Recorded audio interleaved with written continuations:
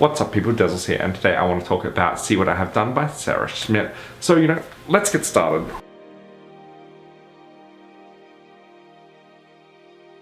First step, let's talk about the cover, because this is important to me. Actually, you know what, let's skip that. We'll get to that in a moment. Let's talk about how I actually found this book.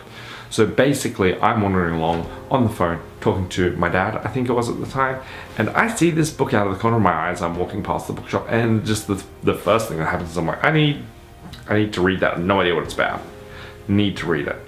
Anyway, this is the cover I found, and if you know absolutely anything about me, then you know I have this bit of a bird phobia, so why I chose to pick up a book that had like a decapitated pigeon on it, I never gonna know, but it's what I did. On to talking about the actual book.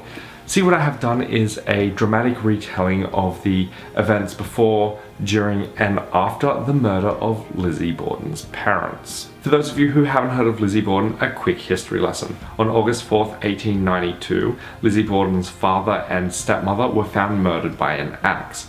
And really, there was never anyone convicted.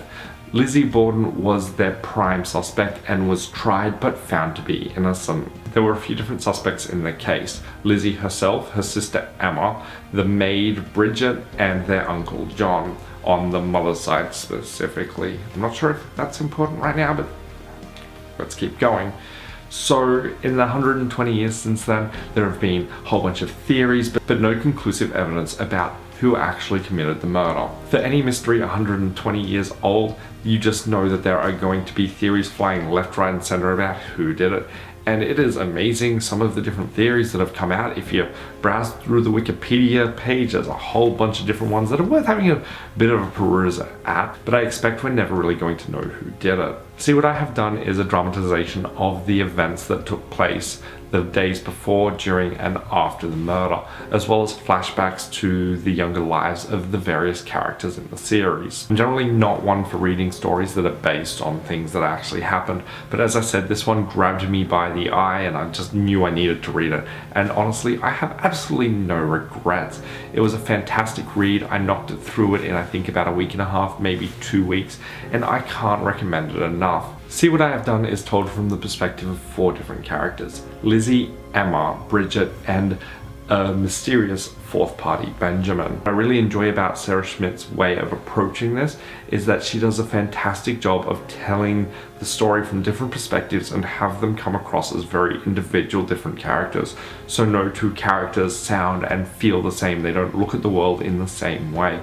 And I really love the approach that she took. Aside from the cover having the really creepy bird on the front, I loved this book. It was really enjoyable, if not super morbid. Like it's really morbid. It's about 2 people dying. The entire focus is these people dying. If you've read See What I Have Done or any other fictionalizations of the Lizzie Borden stories, I would love to hear about them on Twitter at Dezzles or down in the comments below. If you have any strong feelings about who you think committed the murders, I'd love to hear about them in the comments below, even though it was a little, maybe I don't want to hear about them.